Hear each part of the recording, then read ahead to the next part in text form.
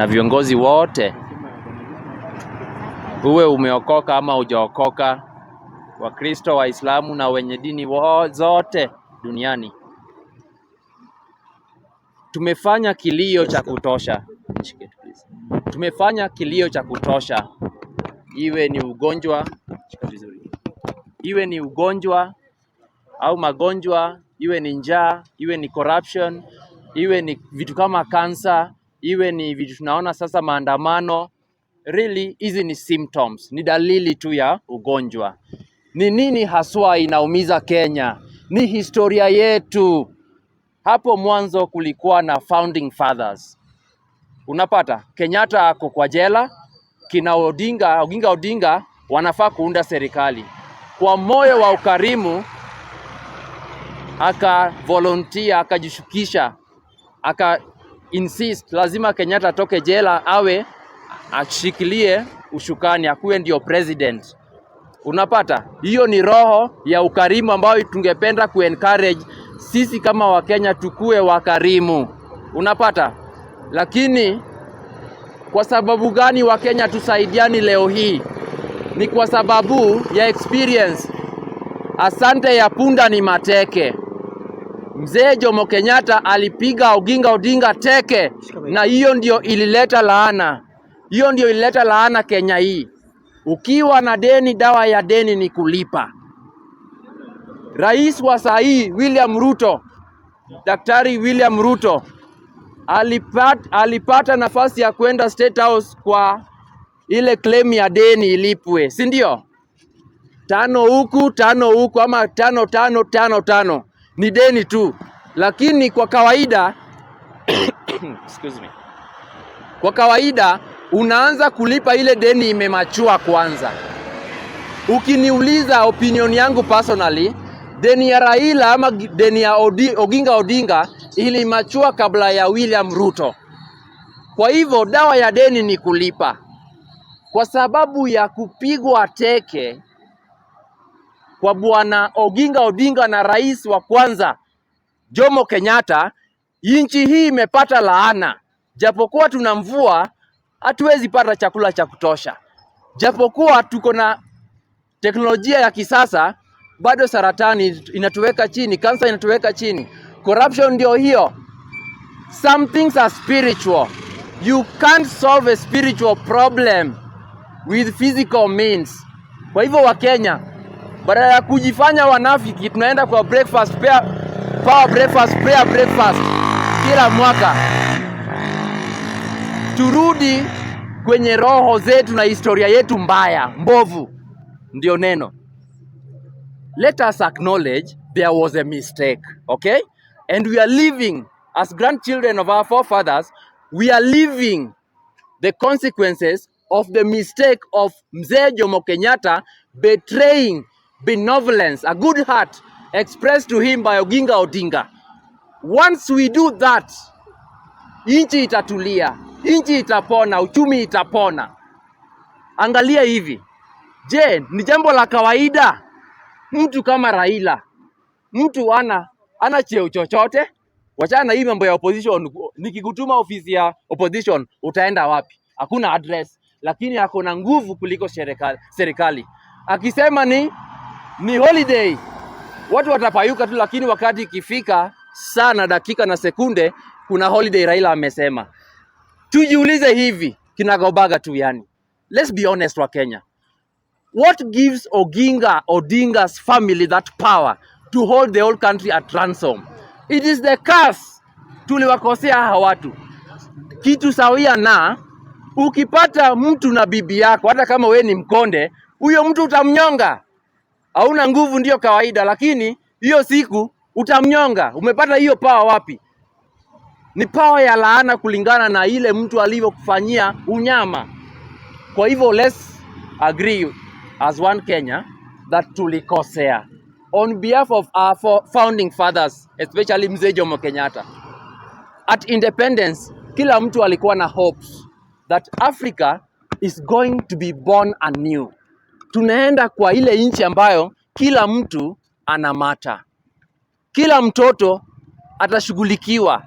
Kila mtu atasoma. Lakini leo hii hata masomo ibakia matajiri. It's so sad. Maskini leo hii ukipata cancer, that is a death sentence. Hauna pesa, utaenda wapi? Haifai iwe hivyo. Kwa hivyo Wakenya, let's be honest. Let's all acknowledge hii mambo ya eti ni Mjaluo, Mkikuyu, Mkamba nini. Hizo haziko. The only two tribes, the rich and the poor. Kwa hivyo suluhu ni moja. Let us acknowledge con game ilianza hapo awali, hapo mwanzo. Turudishe mkono kwa the Oginga Odingas. Wao pia wapate hii kitu ndio inchi ipone. I'm not saying that I'm downplaying the fact that Ruto is the current president. I have no problem with that. I am saying here, upstairs, I'm okay.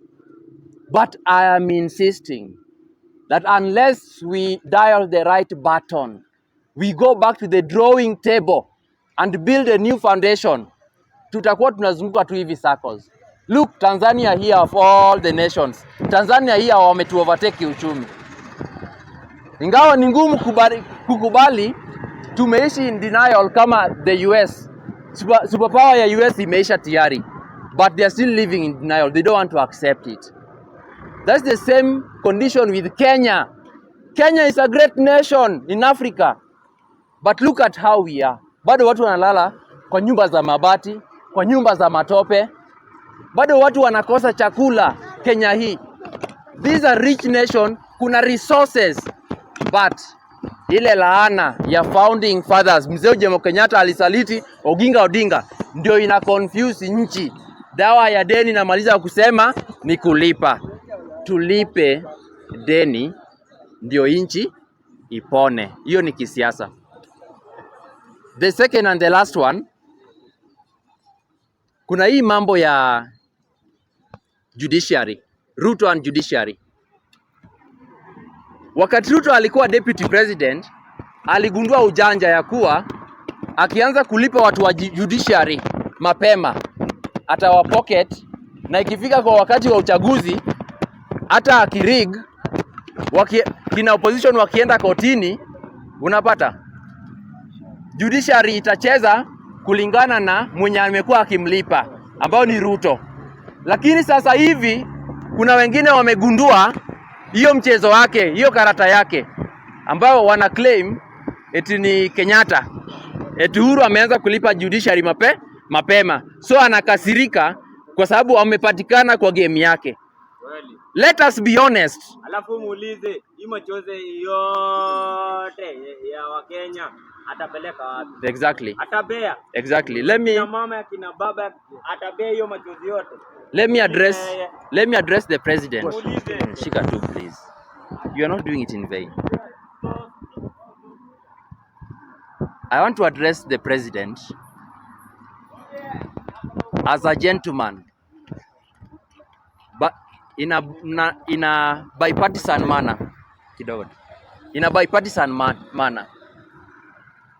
Ndio kuna quest for wealth. Ndio kuna kila mtu anatamani kuomoka ama kuwa tajiri. Sikatai. Pesa ni mzuri, ni sabuni ya roho. Lakini at what cost? You must live with this reality in mind, that whatever you get for free must go away with some of your belongings. Unaona? Watu wakilia hivi in large numbers, unaweza kuwa na magonjwa zingine ambazo haziponi. Laana ni real. Laana ni real. Tafuta mali sijakataa, lakini at what cost? Let us not be greedy. You are the president. And if you are the president, you need to earn my respect as a person. It's automatic to respect presidency, because that is an institution that we all own. But the person of president, please rise up to the dignity of a president. We want to see a president. We don't want to see somebody on a tanga-tanga the way you used to tanga-tanga when you're the deputy. Get serious, my friend. You don't need a degree to know this. Just get serious. Wacha hii mambo ya kutanga-tanga everywhere. Familiarity breeds contempt. Utakutana na madharau. Wacha kufanya kila kitu. Delegate. There are people smarter than you in this country, Mr. President. Acknowledge it. In life, kuna watu watakuwa mbele yako, kuna wengine watakuwa nyuma yako. Just acknowledge it. Employ smarter youths so that we also gain something from this country. We want to own this country. We want to co-own this country and let this country be livable.